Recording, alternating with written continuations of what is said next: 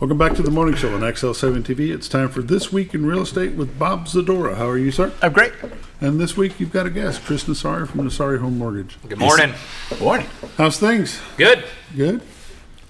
Bobby Z, you're sporting the Hawks. I am.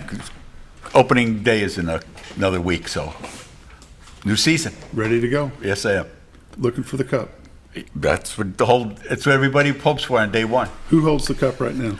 Right now, it's held by Florida, and they've got it, and they did a good job getting it. They played.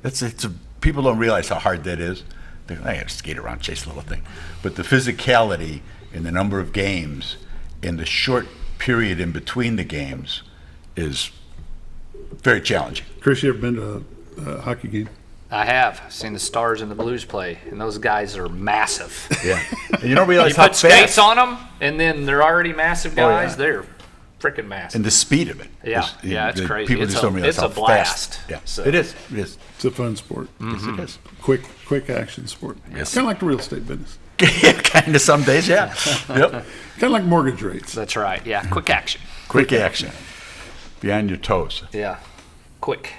Mortgage rates. That's probably our biggest issue that we have right now with people coming in and the debt-to-income ratio and people not being able to afford homes. I think the government's plan was to get prices to drop, and actually just the opposite has happened. It's another well-planned out government Exactly. effect. Absolutely. Exactly. I'm here from the government. I'm here to help you. Yeah, that's right. The scary thing Run. you can hear.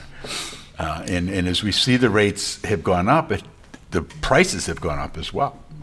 Yes. The logical thinking out there right now is that, prices have gone up, but they've settled in.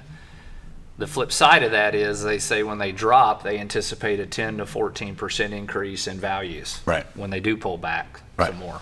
So it's, rates are going up. They're at the highest levels they've been in, I think, 16 to 20 years, somewhere in there. So we have a little philosophy that one of my loan officers loves to use in our office. We call it marry the house, date the rate. I use that a lot. So, yes, you know, indeed. When you say that, Chris, date the rate, is it very expensive for them to refinance that rate? Well, I mean, basically, our outlook in our office, and I'm a Fed watcher, I'm an economic watcher, and I know as much on that side of it, predicting the future like all you guys do. But, we think that maybe fourth quarter, starting into the first quarter of 2025, we'll see some real rate reduction. So that'll give people opportunity to refinance. And it's depending on program. Certain programs are very inexpensive to do, VA, rural development, then some are just kind of normal, appraisal, credit, and all title work. You kind of got to go through some of the same rigmarole. But, exponentially where rates are, the refinancing is going to be a great value to people. As long as they don't jump into it too fast. Meaning, because what'll happen... the rate starts to fall. In our market, there's so many telemarketers out there hitting people immediately when rates drop, and they're trying to get them to refinance on a half point or a point or whatever, and they really need to have a professional analyze it correctly for them before they refinance at one point drop, and then it drops another point, and they're just getting beat up for refinancing. So, that's something the consumer really has to watch. The consumer should really be aware. Somebody who calls you on the phone looking for business, cold call stuff, you don't want to deal with anyway. I talk about local banks all the time. I talk about Chris all the time.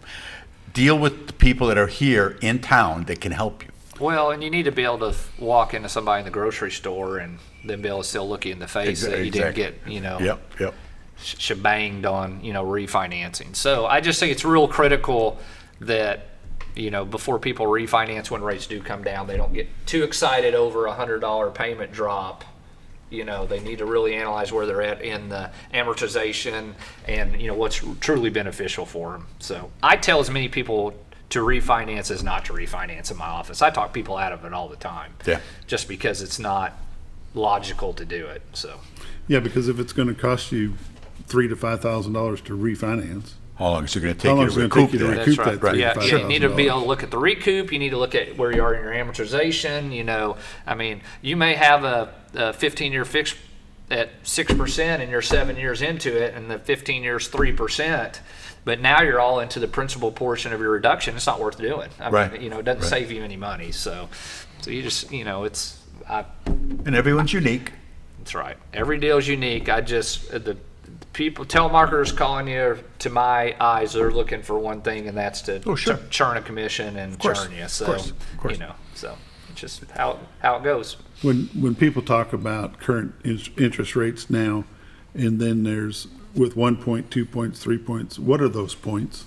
Well, so typically an origination fee or discount point will buy it down for you. And you have to logically look at where you are, as far as we don't like excessive points right now because we do believe in a couple years that rates are going to drop. But, some people need the warm and fuzzy of, okay, I'll go ahead and spend the point. We usually analyze it all together. This is with an origination fee, this is without, and let the consumer decide. And a point is really a percentage. That's it's right. 1%. Yeah, so that people have an idea of That's what right. that So number means. $100,000 loan, 1 point's going to cost you $1,000 you extra go. at closing. Right. So it's just something you got to really watch right now. But I mean, we are, as rates go up, we're all strategizing in our industry how to keep our markets going, and some buy down opportunities, and also some strategies for sellers. If housing does slow down a little bit, how to, make their house look a little bit better on the market, maybe for offering some mortgage incentives to get people to buy and have a lower payment to start. So that's going to come more into play than I think it did 6 months ago.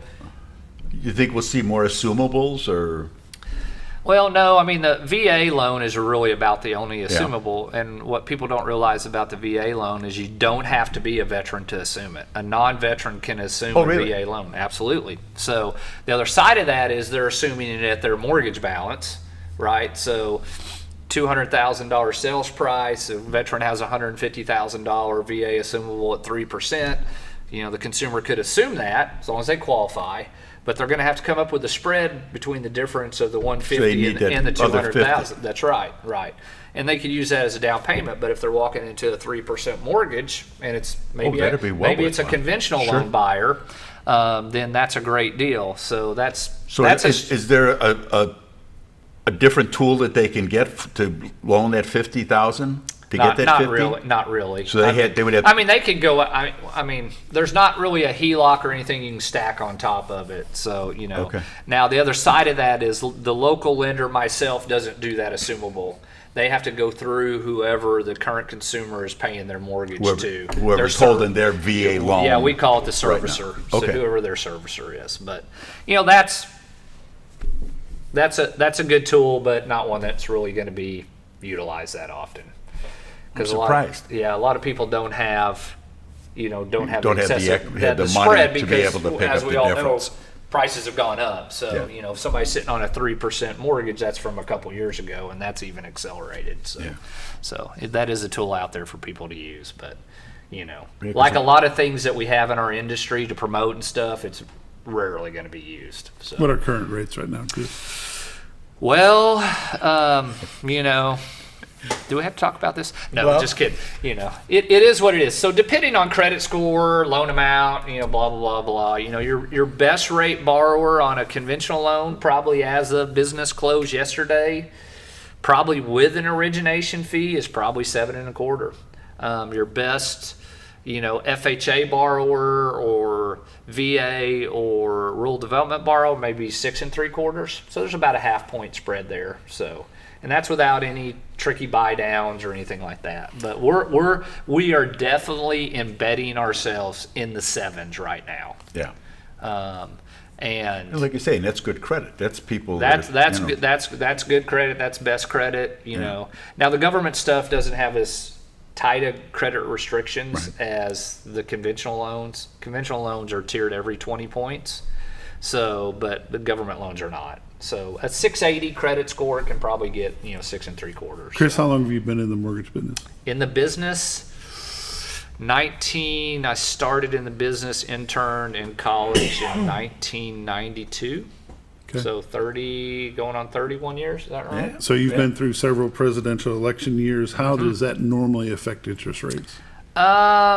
Well, any sitting president doesn't want rates to be high, right? You know, that hampers their election. I'm not sure the one we have now knows they're high. Well, you know, so So, yeah, or where he is, but so you know, but the Fed drives it, which is supposed to be a wholly independent, away from presidents. Supposed to be, yeah. Supposed to be, but so I mean, we think that the Fed will ease maybe a quarter during 2024, but that's not really substantial. I mean, for rates to come down, the market has to know that there is a systematic plan of rate lowering in the Fed's toolbox. So, and they'll lower faster than the Fed as long as they know the Fed's going to go a quarter, you know, what their look is. Because everything we do is market anticipation. Rates have gone up really rapidly in the last 2 weeks, okay?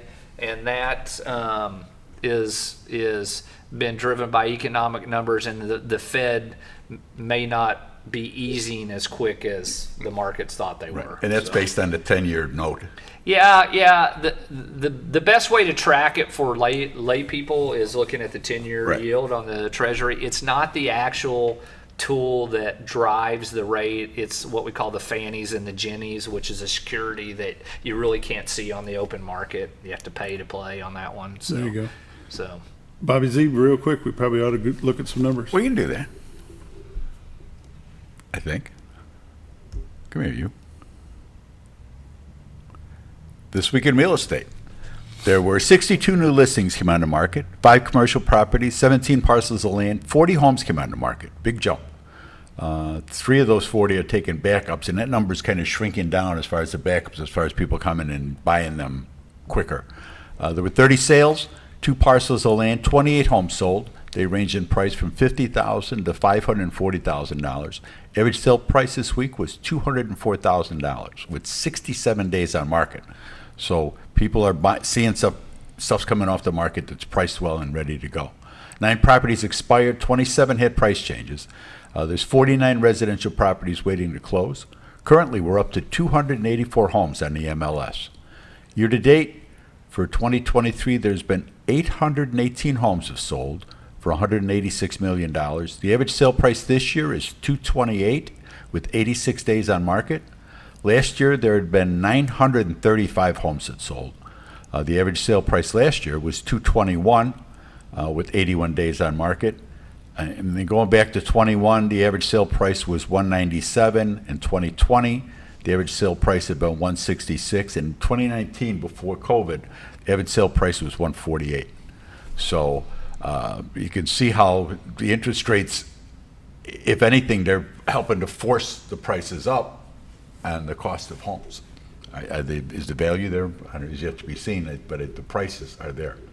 And I had seen some things that if the market starts to, with the rate, as the rates do fall, the number of people that will be coming into the market are going to do just what you said. It's going to force the prices up even higher than they are, and I think we're going to see that going forward. Chris, what does it take to get a pre-approval letter through Nosari? Well, we do it a little differently. We like to see most financials. So, meaning we want to see pay stubs, bank statements, tax returns if they're self-employed. So, and we are very critical of that process. So, meaning that we just don't like to kick a approval out in 5 minutes. Right. So, now there are opportunities when we can do that. We got 2 borrowers on Social Security, and we're pulling credit, whatever. We can do it, but our process. We would like to work that process a little bit slower because I think it makes our pre-approval letters a lot more valid. There you go. Because our closing percentage the last 3 years is like literally, as far as loans that we pre-approved and sent them to a realtor and they bought in the market, has literally been almost 100%. Sure. So that doesn't count for fallout of. Doesn't count for somebody going and buying a Porsche the week before. Well, right? We really have had no fallout. Our fallout is usually appraisals and home inspections. So, which we have seen that uptick drastically with rates, meaning that I have to do federal reporting every quarter. I would always report 3 to 4 withdrawals because of that. I'm reporting almost 30 every quarter now. Because of So that appraisals? means 30 people that came in, applied, we got their loan going, they dropped because of appraisal or home inspection. There you go. How'd that get you, Bob? Call Linda, 870-405-0793. The website's retiredtoarkansas.net. This has been This Week in Real Estate with Bob ZDORA, Century 21 Lee Mack Realty, 870-405-0793, retiredtoarkansas.net. And Chris, what's your number? 870-425-8351. Call us anytime. There you go. Thanks for joining us.